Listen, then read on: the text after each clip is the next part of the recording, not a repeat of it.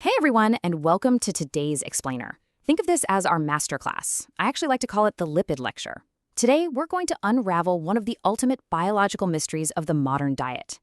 The big question, are dietary fats truly our physiological enemies, or are they actually the essential fuel and fundamental building blocks of our body's architecture?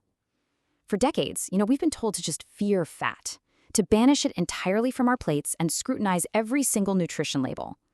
But as nutrition science evolves, the story has gotten so much more fascinating. We're going to break down the chemistry, the guidelines, and the real-world application of how your body uses lipids. My goal is to make sure you walk away with clear, highly actionable knowledge. Okay, let's dive right into this. A 2018 analysis in the highly respected medical journal, the BMJ, perfectly captures the vexed public health issue we've basically been wrestling with for half a century. Over the years, we've seen guidance universally pushing to reduce total fat, then shifting to reducing to saturated fat, and now looking at substitution.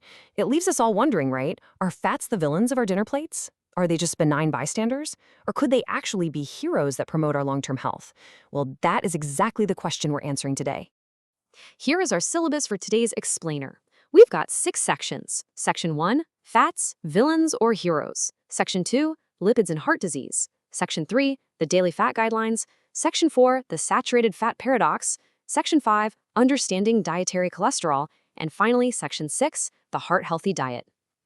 All right, Section 1, Fats, Villains or Heroes. Let's take a look at the actual stakes of cardiovascular health. The stakes of this conversation are, frankly, incredibly high. Heart disease is the absolute leading cause of death in the United States. It claimed nearly 650,000 lives in 2017 alone. To put that into perspective, that is roughly equivalent to the entire population of a major city just vanishing every single year. And when you add in strokes, which share a lot of the exact same risk factors, that's another 150,000 fatalities annually. The severe burden of cardiovascular disease makes it absolutely crucial that we figure out our dietary choices. We aren't just talking about abstract dietary concepts here. We are literally talking about saving lives and improving our fundamental quality of living. Moving right along to Section 2, Lipids and Heart Disease, examining the anatomy of the problem. So what exactly happens in our bodies when improper dietary fat consumption goes unchecked?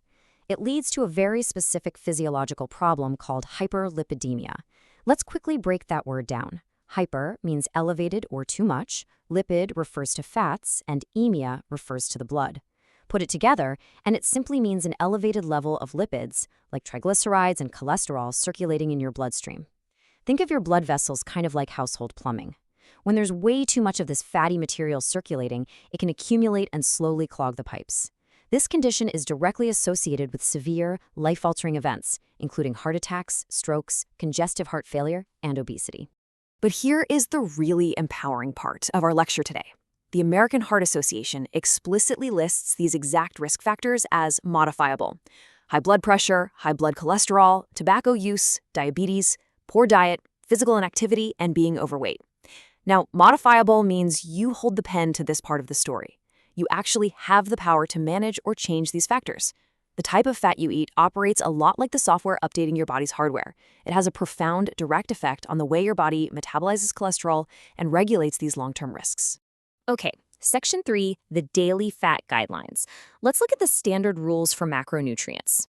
So, the crucial point is that the core foundation of this guidance relies on what's called the acceptable macronutrient distribution range. Basically, this dictates that your total fat calories should be limited to somewhere between 20 to 35% of your total daily intake. But, and this is a big but, it's not just about the total amount, it's about the source.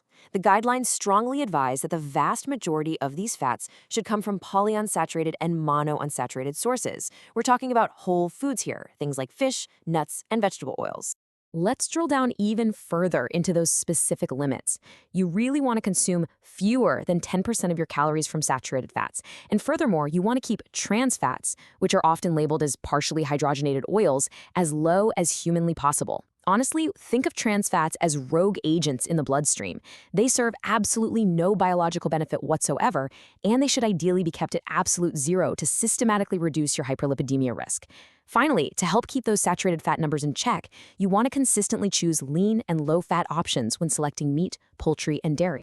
Which brings us to Section 4, the Saturated Fat Paradox. We're going to unpack the food matrix. Now, what's really interesting about this slide is how it perfectly demonstrates a massive shift in how we understand nutrition. Think of a nutrient not as a solo artist, but as part of an entire band. This is a concept known as the food matrix. The BMJ points out that dairy products and processed red meats both contain high amounts of saturated fat. If we only looked at the isolated fat, we'd assume they do the exact same thing to your body, right? But epidemiological studies show they often have completely opposite health outcomes. And why is that? It's the food matrix. Dairy comes naturally packaged with calcium, magnesium, and if it's fermented, gut-healthy probiotics. Processed meats, on the flip side, come loaded with salt and chemical preservatives.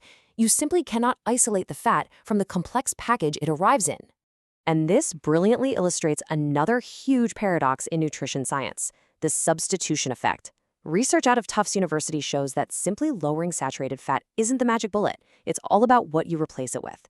If you replace saturated fat in your diet with unsaturated fats, your risk for heart disease naturally decreases. But actually, wait, let me emphasize this. If you remove saturated fat and replace it with refined carbohydrates, like white bread or processed sugary snacks, your risk for heart disease actually increases.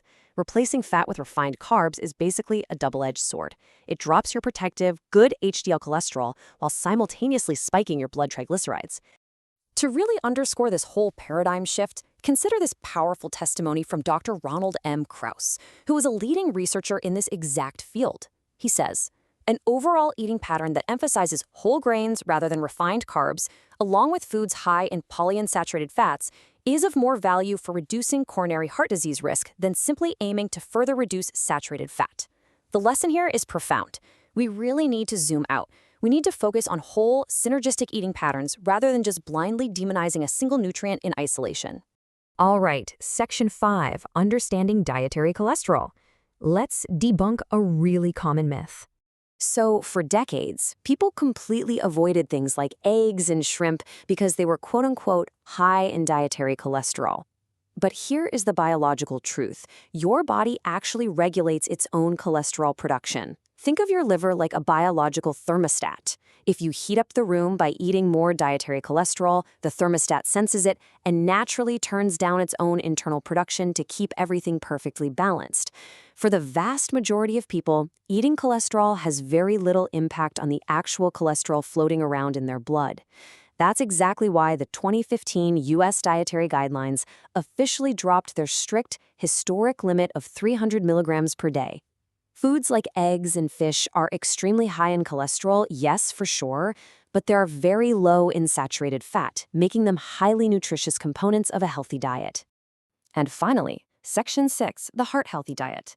Let's get into the practicum and application. Let's translate all this complex biochemistry into your next grocery shopping trip. Here are 4 concrete, actionable steps you can apply right now. Step 1, eat fatty fish like salmon or tuna twice a week. They are packed with heart-healthy omega-3s that actively reduce inflammation.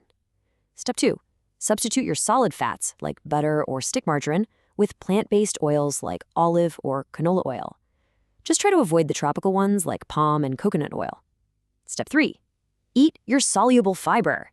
Foods like oatmeal, apples, and legumes act kind of like a sponge in your digestive tract, physically reducing the absorption of cholesterol right into your bloodstream. And step 4, maintain physical activity. I really cannot stress this one enough.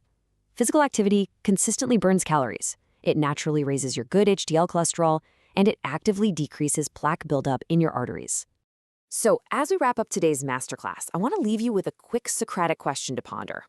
When you sit down for dinner tonight, are you evaluating your meal merely by its total fat percentage?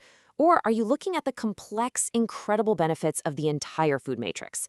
Remember, nutrients do not act alone. They work together like a giant puzzle. Take a moment to really think about that.